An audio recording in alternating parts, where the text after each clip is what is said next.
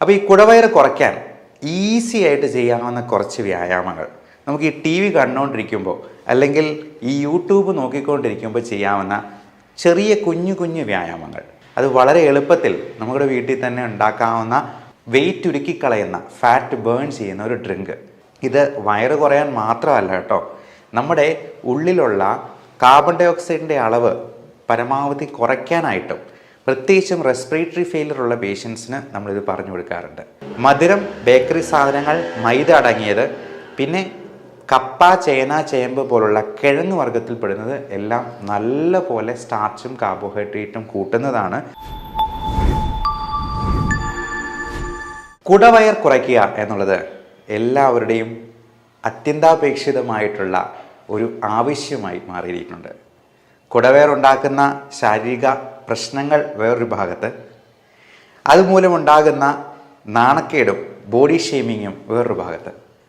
അപ്പോൾ ഈ കുടവയറ് കുറയ്ക്കാൻ ഈസി ആയിട്ട് ചെയ്യാവുന്ന കുറച്ച് വ്യായാമങ്ങൾ നമുക്ക് ഈ ടി വി കണ്ടുകൊണ്ടിരിക്കുമ്പോൾ അല്ലെങ്കിൽ ഈ യൂട്യൂബ് നോക്കിക്കൊണ്ടിരിക്കുമ്പോൾ ചെയ്യാവുന്ന ചെറിയ കുഞ്ഞു കുഞ്ഞു വ്യായാമങ്ങൾ, അതുപോലെ നമുക്ക് അതിനു വേണ്ടി തയ്യാറാക്കാവുന്ന ഒരു ഡ്രിങ്ക്, അത് വളരെ എളുപ്പത്തിൽ നമ്മുടെ വീട്ടിൽ തന്നെ ഉണ്ടാക്കാവുന്ന അവൈലബിൾ ആയിട്ടുള്ള സാധനങ്ങൾ കൊണ്ടുണ്ടാക്കാവുന്ന ഒരു ന്യൂട്രീഷ്യസ് ആയിട്ടുള്ള വെയിറ്റ് ഉരുക്കിക്കളയുന്ന ഫാറ്റ് ബേൺ ചെയ്യുന്ന ഒരു ഡ്രിങ്ക്.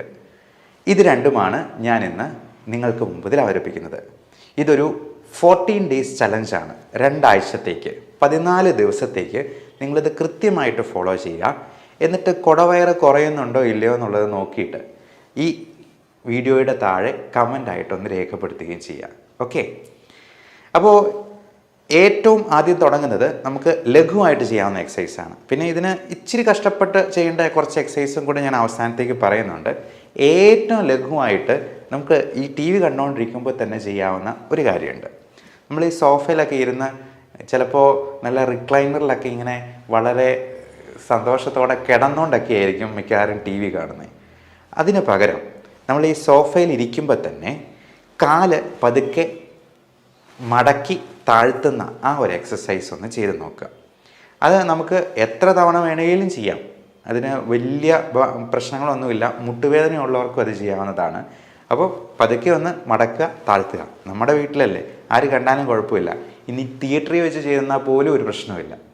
ഇനി തിയേറ്ററിലൊക്കെ വെച്ചാണ് ഇത് ചെയ്യുന്നതെങ്കിൽ നമുക്ക് ചെയ്യാവുന്ന ഒരു ഡയഫ്രമാറ്റിക് ബ്രീത്തിങ് എക്സസൈസ് ഉണ്ട്.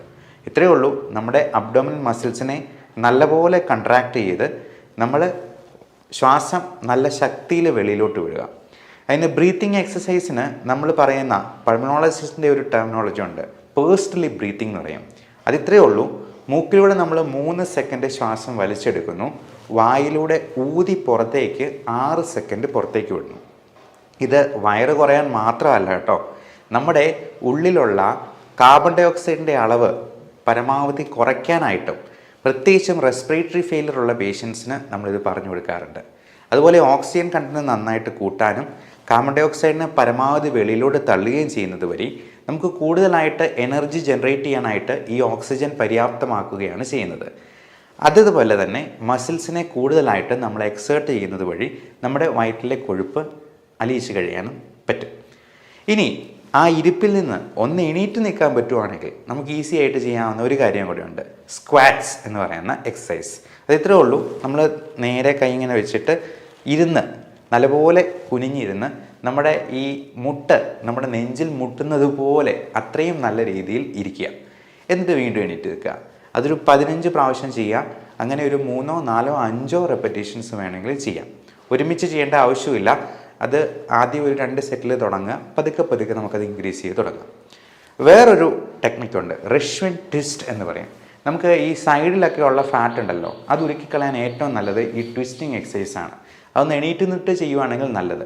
ഇത് നമ്മളൊരു ശീലമാക്കിയെന്നാൽ നമ്മൾ പോലും അറിയാതെ ഈ ടി വി കണ്ടുകൊണ്ടിരിക്കുമ്പോൾ നമുക്കിത് ഈസി ആയിട്ട് ചെയ്യാവുന്നതേ ഉള്ളൂ. അപ്പോൾ ഇത്തരത്തിലുള്ള വ്യായാമങ്ങൾ നമുക്ക് ഒരു റൊട്ടീൻ, ഒരു ഹാബിറ്റ് എന്ന നിലയിൽ നമുക്ക് ചെയ്യാവുന്നതാണ്. പിന്നെ ആദ്യമേ തന്നെ ചെയ്യാവുന്ന ഒരു കാര്യം, നമ്മൾ ഈ സോഫയും സംഗതികളൊക്കെ മാറ്റിയിട്ട് എക്സസൈസ് മെഷീനോ ട്രെഡ്മില്ലോ സൈക്കിളോ ഒക്കെ വേണമെങ്കിൽ ടി വിയുടെ മുമ്പിലോട്ട് സ്ഥാപിക്കാം കേട്ടോ. അത് നമുക്ക് മൊബൈലാണെങ്കിലും ഒരു ഒരു സ്റ്റാൻഡ് വെച്ചിട്ട് അതിൽ നോക്കിക്കൊണ്ട് എക്സസൈസ് ചെയ്യാൻ പാകത്തിന് ഒരുക്കി വയ്ക്കാവുന്നതുമാണ്. ഇനി ഇതിന് നമുക്ക് ലഘുവായിട്ട് പ്രിപ്പയർ ചെയ്യാവുന്ന ഒരു ഹെൽത്ത് ഡ്രിങ്കിനെ കുറിച്ച് നമുക്ക് പറയാം. നമ്മുടെ ഓരോരുത്തരുടെയും ബോഡി ഷേപ്പ് തന്നെ പലതരത്തിലാണ് ഈ ഫാറ്റ് നടുവിലായിട്ട് ഡെപ്പോസിറ്റ് ചെയ്യുന്നത്. ചിലർക്ക് ആപ്പിൾ ഷേപ്പിലായിരിക്കും, പുക്കളുടെ മുകൾ ഭാഗത്തായിരിക്കും ഏറ്റവും കൂടുതൽ ഫാറ്റ് ഡെപ്പോസിറ്റ് ചെയ്യുക. ചിലർക്ക് പിയർ ഷേപ്പ് എന്ന് പറയും, അതായത് പുക്കളുടെ താഴ്ഭാഗത്തായിരിക്കും. അതുപോലെ പലതരത്തിലുള്ള ബോഡി ടൈപ്സ് ഉണ്ട്, എക്ടോമോർഫ്, എൻഡോമോർഫ് എന്നൊക്കെ പറഞ്ഞിട്ട്. അപ്പോൾ നമ്മൾ ഭക്ഷണം കഴിക്കുമ്പോൾ പ്രത്യേകമായിട്ട് ശ്രദ്ധിക്കേണ്ട ഒരു കാര്യം, നമ്മൾ സമയമെടുത്ത് ചൂ ചെയ്ത് കഴിക്കുക എന്നുള്ളതാണ്. നല്ലപോലെ ചവച്ച് ഓരോ ഉരുളയും ആസ്വദിച്ച് കഴിക്കുക എന്നുള്ളതാണ്. മൈൻഡ്ഫുൾ ഈറ്റിംഗ് എന്ന് പറയുന്നൊരു ടേം തന്നെ ന്യൂറോ സൈക്യാട്രിയിലുണ്ട്. മൈൻഡ്ഫുൾനെസ് എന്ന് പറയുന്നത് നമ്മുടെ ഓരോ മൊമെൻറ്റും നല്ലപോലെ എൻജോയ് ചെയ്ത് അതിനെ മനസ്സ് മുഴുവൻ എടുത്ത് എൻജോയ് ചെയ്യുക, ആസ്വദിക്കുക എന്നുള്ളതാണ് ഉദ്ദേശിക്കുന്നത്. നമ്മൾ ഭക്ഷണം കഴിക്കുന്നത് തിരക്കിട്ട് എന്തെങ്കിലും വാരി വലിച്ച് കഴിച്ച് വയറ് ഫുള്ളാക്കി, അത് മിക്കവാറും പൊറോട്ട പോലത്തെ എന്തെങ്കിലും ഫിക്സഡ് ഡെപ്പോസിറ്റ് പോലെ അടിച്ച് കയറ്റാവുന്ന എന്തെങ്കിലും സാധനമായിരിക്കും ഇടുക. അതങ്ങ് ഒഴിവാക്കുക. പകരം സമയമെടുത്ത് കഴിക്കാനായിട്ട് നോക്കുക. പിന്നെ വെള്ളം ധാരാളം കുടിക്കുക. ഓരോ പ്രാവശ്യവും ഭക്ഷണം കഴിക്കുന്നതിന് മുമ്പ് 2-3 ഗ്ലാസ് വെള്ളം കുടിച്ചെന്നാൽ നമുക്ക് അത്ര തന്നെ കാർബോഹൈഡ്രേറ്റിൻ്റെ അളവ് കുറയ്ക്കാൻ പറ്റും. പോരാത്തതിന് നമുക്ക് ഈ കാർബോഹൈഡ്രേറ്റിനെ പ്രോട്ടീൻ വെച്ചിട്ട് റീപ്ലേസ് ചെയ്യാനായിട്ട് പറ്റും. അതായത് എഗ് ഡയറ്റ്, നമുക്ക് മുട്ട കഴിക്കുന്നത്, മുട്ടയുടെ വെള്ള മാത്രം കഴിച്ചാൽ മതിയാവും. അത് നല്ലപോലെ ഫില്ലിംഗ് ആയിട്ടുള്ള ഒരു ഭക്ഷണമാണ്. മുട്ടയുടെ വെള്ള 2-3 എണ്ണം കഴിക്കാം. അപ്പോൾ അതുപോലെ തന്നെ ഇതിന് മുമ്പായിട്ട് മരുന്ന് പോലെ കഴിക്കേണ്ട ചില സാധനങ്ങളുണ്ട്. അതായത് 3 ഗ്ലാസ് വെള്ളത്തിനോടൊപ്പം ഒന്നെങ്കിൽ ഒരു കുക്കുംബർ, അല്ലെങ്കിൽ ഒരു ക്യാരറ്റ്, ബീട്രൂട്ട്, അധികം മധുരമില്ലാത്ത പഴങ്ങളായിട്ടുള്ള പേരയ്ക്ക, അങ്ങനെ എന്തെങ്കിലും വെച്ചിട്ടൊരു സാലഡ് നമുക്ക് ആദ്യമേ തന്നെ കഴിച്ച് വയറ് പകുതി ഫില്ലാക്കിയതിന് ശേഷം, അപ്പോൾ ഇതിന് വലിയ ടേസ്റ്റ് ഒന്നും ഇല്ലാത്തതുകൊണ്ടാണ് ഞാൻ പറഞ്ഞത് മരുന്ന് പോലെ കഴിക്കണമെന്ന്. നമ്മൾ ഗുളികയൊക്കെ കഴിക്കുന്നത് ഇഷ്ടമുണ്ടായിട്ടല്ലല്ലോ, ടേസ്റ്റും ഇല്ല. അപ്പോൾ അതുപോലെ തന്നെ കഴിക്കേണ്ട കുറച്ച് സാധനങ്ങളാണ് ഈ സാലഡ്. പിന്നെ നമുക്ക് അധികം കാലറി ഇല്ലാത്ത സാധനങ്ങൾ വെച്ചിട്ട് ടേസ്റ്റി ആയിട്ടുള്ള ഭക്ഷണ സാധനങ്ങൾ ഉണ്ടാക്കാം. അങ്ങനെയുള്ള കാര്യങ്ങളും ഡയറ്റും ഞാൻ മുമ്പ് പറഞ്ഞിട്ടുള്ളതാണ്. അപ്പോൾ അതുപോലുള്ള ഭക്ഷണ സാധനങ്ങൾ വെച്ച് ആദ്യമേ സാലഡ് നല്ലപോലെ കഴിച്ച് ചോറ് ഒരല്പം മാത്രം കഴിക്കുക എന്നുള്ളതാണ് ഏറ്റവും നല്ലത്. നമ്മളൊക്കെ അരിക്കുട്ടന്മാരും അരിക്കുട്ടിമാരുമാണെന്ന് പറയും. അപ്പോൾ ഈ അരിയാഹാരമാണ് നമുക്ക് വണ്ണം കൂട്ടാനായിട്ട് പ്രധാനപ്പെട്ട കാരണം. മധുരം, ബേക്കറി സാധനങ്ങൾ, മൈദ അടങ്ങിയത്, പിന്നെ കപ്പ, ചേന, ചേമ്പ് പോലുള്ള കിഴങ്ങ് വർഗ്ഗത്തിൽപ്പെടുന്നത് എല്ലാം നല്ല പോലെ സ്റ്റാർച്ചും കാർബോഹൈഡ്രേറ്റും കൂട്ടുന്നതാണ്. അത് വയറ് കൂടാൻ വലിയൊരു കാരണമാണ്. അപ്പം അത് പൂർണ്ണമായിട്ട് ഒഴിവാക്കുക. കപ്പയ്ക്ക് പകരം ചക്കയാക്കാം. ചക്ക മരത്തിൽ വളരുന്നൊരു ഫ്രൂട്ടാണ് എന്നുള്ളത് കൊണ്ട് അതിൽ നല്ല ഫൈബർ കണ്ടൻ്റ് ഉണ്ട്. ഇനി നമുക്ക് ഹെൽത്ത് ഡ്രിങ്കിലോട്ട് വരാം. സെലറി ഇല എന്ന് പറയുന്നത് നമുക്ക് വെജിറ്റബിൾ ഷോപ്പിലൊക്കെ കിട്ടുന്നതാണ്.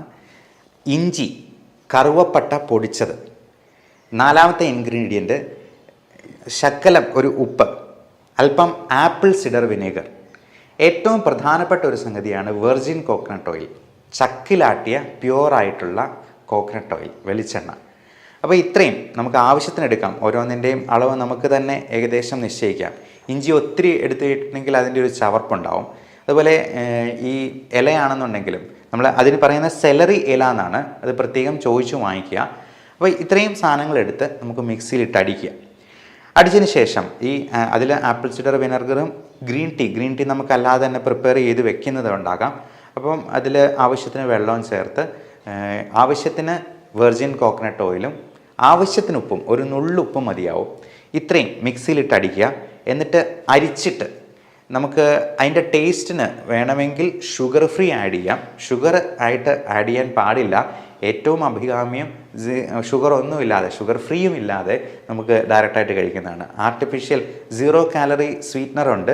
അത് ടേസ്റ്റ് ഒട്ടും അപ്പറ്റൈസിങ് അല്ല എന്ന് തോന്നുന്നവർക്ക് മാത്രം ഈ ഷുഗർ ഫ്രീ ഉപയോഗിക്കാവുന്നതാണ്. എന്നിട്ട് ഇത് ഒന്ന് ടേസ്റ്റ് ചെയ്ത് നോക്കുക. ഷുഗർ ഫ്രീ ആവശ്യമുണ്ടെന്നുണ്ടെങ്കിൽ കുറച്ചൊന്ന് ആഡ് ചെയ്യുക. ഇത് കുടിക്കുന്നത് വഴി നമുക്ക് നല്ല പവർഫുൾ ആൻറ്റി ഓക്സിഡൻസ് നമ്മുടെ ശരീരത്തിലേക്ക് കടത്തിവിടുവാണ്. അതിൽ നല്ല ഫൈബർ കണ്ടൻ്റ് ഉണ്ട്. ഈ വെർജിൻ കോക്കനട്ട് ഓയിൽ എന്ന് പറയുന്നത് നമ്മുടെ ഉരുക്കിക്കളയാനായിട്ട്, ഫാറ്റ് ഉരുക്കിക്കളയാനായിട്ട് ഏറ്റവും നല്ലൊരു സംഗതിയാണ്. അതുപോലെ തന്നെയാണ് ഇതിലെ ഗ്രീൻ ടീയുടെയും അതുപോലെ ഈ ഇല അടങ്ങിയിരിക്കുന്നത് കൊണ്ട് അതിലുണ്ടായിരിക്കുന്ന വൈറ്റമിൻസും മൈക്രോ ന്യൂട്രിയൻസും എല്ലാം നമുക്ക് ഫാറ്റ് ഉരുക്കിക്കളയാനായിട്ട് നല്ലതാണ്. ഇത് ദിവസം 1-2 നേരം കഴിക്കാവുന്നതാണ്. അതുമാത്രമല്ല, നമുക്ക് ഈ ഫാറ്റ് ഉരുക്കിക്കളയാനായിട്ട് ചെയ്യാവുന്ന ഇച്ചിരി കഷ്ടപ്പെട്ടാണെങ്കിലും ചെയ്യാവുന്ന കുറച്ച് എക്സസൈസുകളുണ്ട്. നമ്മുടെ വയറിലെ റെക്ടസ് അബ്ഡോമിനസ് മസിൽസിനെ ഇപ്പം ചിലർക്കറിയാം, ചിലർ മെലിഞ്ഞിരുന്നാലും നല്ല വണ്ണമായിരിക്കും, എന്നാൽ ചിലർക്ക് നല്ല വണ്ണം ഉണ്ടെന്നുണ്ടെങ്കിലും ഒട്ടും വയറുണ്ടാകത്തില്ല. അപ്പോൾ ഈ വയറ് ഉണ്ടാകാതിരിക്കാനായിട്ട് നമ്മൾ ഈ റെക്ടസ് അബ്ഡോമിനസ് മസിൽസിനെ നല്ലപോലെ സ്ട്രെങ്തൻ ചെയ്തെന്നാൽ മാത്രമേ, അല്ലെങ്കിൽ അവനെ വർക്ക് ചെയ്യിപ്പിച്ചെന്നാൽ മാത്രമേ ഈ വയറ് നമ്മുടെ അരയ്ക്ക് ചുറ്റുമുള്ള കൊഴുപ്പ് ഒന്ന് പോകത്തുള്ളൂ. അപ്പോൾ അതിന് ഏറ്റവും നല്ല എക്സസൈസായിട്ട് പറയപ്പെടുന്നത് പ്ലാങ്ക് എക്സസൈസാണ്. പ്ലാങ്ക് എന്ന് പറഞ്ഞാൽ നിങ്ങൾക്ക് ഗൂഗിളിലൊക്കെ സെർച്ച് ചെയ്യുന്നാൽ അറിയാം. അത് നമ്മൾ കൈമുട്ട് നിലത്ത് കുത്തിയതിന് ശേഷം സ്ട്രെയിറ്റ് ആയിട്ട് നമ്മുടെ സ്പൈൻ വെച്ചിട്ട് പരമാവധി സമയം അങ്ങനെ നിൽക്കുക. ഒരു 30 സെക്കൻഡിൽ തുടങ്ങിയാൽ മതി. 30 സെക്കൻഡ് പതുക്കെ 1 മിനിറ്റ് ആക്കുക. മാക്സിമം 2 മിനിറ്റ് വരെ അത് ചെയ്താൽ മതി. അപ്പം നമ്മുടെ സ്പൈൻ നല്ല സ്ട്രെയിറ്റ് ആയിരിക്കണം. നമ്മുടെ ബട്ടക്സ് അല്ലെങ്കിൽ ചന്തിയുടെ ഭാഗം നല്ലപോലെ സ്ട്രെയിറ്റ് ആയിട്ട് നിൽക്കണം. അത് ഒത്തിരി പൊങ്ങിയിരിക്കരുത് എന്നുള്ളതാണ്. അപ്പോൾ അത് കൃത്യമായിട്ട് ചെയ്യുന്ന വഴി നമ്മുടെ ബാക്ക് സ്ട്രെങ്തനിങ് സംഭവിക്കും. അബ്ഡോമിനൽ മസിൽസിന് നല്ല കോർ സ്ട്രെങ്ത് കിട്ടുകയും ചെയ്യും. അപ്പോൾ ഇതുപോലെ തന്നെയാണ് ഈ പുഷപ്സിലും നമ്മൾ ഒരേ സമയം എയറോബിക് എക്സസൈസാണ്, സ്ട്രെങ്തനിങ് എക്സസൈസാണ്, കൂടാതെ അതിനൊരു സ്ട്രെച്ചിങ് ഫാക്ടറും കൂടി വരുന്നുണ്ട്. അതുകൊണ്ട് പുഷപ്പ് ഒരു വളരെ നല്ല എക്സസൈസാണ്. നമ്മുടെ ബാക്ക് മസിൽസിനും നമ്മുടെ തൈ മസിൽസിനും പോലും, നമ്മുടെ shoulder muscles, pectoralis major minor, chest muscles, നമ്മുടെ റെക്ടസ് അബ്ഡോമിനസ് മസിൽസ് എല്ലാത്തിനും നല്ല എക്സേഷൻ വരുന്ന ഒരു എക്സസൈസാണ് പുഷപ്പ്.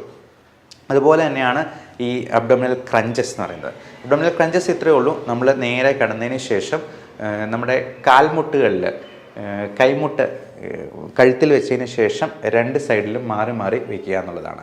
അപ്പോൾ അതുവഴി നമ്മുടെ സൈഡിലുള്ള ഫാറ്റ് ഡെപ്പോസിറ്റും പരമാവധി ഉരുക്കി കളയാനായിട്ട് പറ്റും. അതുപോലെ ബട്ടർഫ്ലൈ ഫ്ലിക്സ് ഉണ്ട്. നമുക്ക് നേരെ കടന്നതിന് ശേഷം കാലുകൾ തുഴയുന്ന പോലെ അല്ലെങ്കിൽ സൈക്കിൾ ഔട്ടുന്നത് പോലെ, വായുവിലേക്ക് സൈക്കിൾ ഔട്ടുന്ന പോലെ, അത് മുട്ടുവേദന ഉള്ളവർക്കും ചെയ്യാവുന്നതാണ്. നടക്കാനും ഓടാനും ഒക്കെയാണ് മുട്ടുവേദനക്കാർക്ക് ഏറ്റവും ബുദ്ധിമുട്ട്. അവർക്ക് പകരം ഈ എക്സസൈസ് ചെയ്യാവുന്നതാണ്. മുകളിലോട്ട് സൈക്കിൾ ഔട്ടുന്നത് ഒരു തരത്തിൽ വെരിക്കോസ് വെയിനെയും ഹെൽപ്പ് ചെയ്യുന്നതാണ്. അപ്പോൾ ഇങ്ങനെയുള്ള എക്സസൈസ് വഴി നമ്മുടെ വയറ് പരമാവധി കുറയ്ക്കാനായിട്ട് നോക്കുക. ഇതിൽ ചെയ്യാൻ പറ്റുന്ന 1-2 എക്സസൈസുകളും കൂടി ഞാൻ പറയാം. ലെഗ് റേസിങ് എന്ന് പറയുന്നത് നമ്മൾ നേരെ കിടന്നതിന് ശേഷം കാല് രണ്ടും ഒന്ന് മുകളിലോട്ടൊന്ന് പൊക്കിക്കുക. 90 ഡിഗ്രിയിലല്ല പൊക്കേണ്ടത്, ഒരു 45 ഡിഗ്രി ആംഗിളിൽ വരുന്നത് പോലെ പൊക്കി വയ്ക്കുക. അതിൻ്റെ കൂടെ ശക്കലം കഴുത്തും കൂടി ഒന്ന് പൊക്കിയെന്നാൽ നമുക്ക് ആ വയറിൻ്റെ അവിടെ നല്ല പോലെ പിടുത്തം അറിയാൻ പറ്റും. അപ്പോൾ ഇതൊക്കെ നമുക്ക് എന്തെങ്കിലും യൂട്യൂബിൽ എന്തെങ്കിലും വീഡിയോ കണ്ടുകൊണ്ടിരിക്കുമ്പോൾ ചെയ്യാം, പാട്ട് കേട്ടുകൊണ്ട് ചെയ്യാം. അത് ഒരു റൊട്ടീനായിട്ട് ഇപ്പോൾ രാവിലെ തന്നെ നമുക്ക് എണീറ്റ് ഉടനെ തന്നെ ഒരു 19 പുഷപ്പ് എടുക്കുമ്പോഴത്തേക്കും തന്നെ നമ്മളൊന്ന് ആ ഒരു ഉത്സാഹവും ബ്ലഡ് സർക്കുലേഷനും ഒക്കെ നമ്മുടെ ദിനചര്യകളിലെല്ലാം കാണാൻ പറ്റും. നമ്മുടെ ജോലിയിലും ആ ഒരു ഉത്സാഹം നമുക്ക് എക്സ്പീരിയൻസ് ചെയ്യാനായിട്ട് പറ്റും. അതുപോലെ ഈ പുഷപ്സും സ്ക്വാറ്റ്സും നമ്മൾ ഡെയിലി എക്സസൈസിൻ്റെ ഒരു ഭാഗമാക്കുന്നത് തീർച്ചയായിട്ടും ഗുണം ചെയ്യും. ഇത് എല്ലാം പല തുള്ളി പെരുവെള്ളം എന്ന കോൺസെപ്റ്റിലാണ് വർക്ക് ചെയ്യുക. നമ്മൾ ഒരു ദിവസം ഒരു 10 പുഷപ്പേ ചെയ്യാൻ പറ്റുന്നുള്ളൂ, മതി.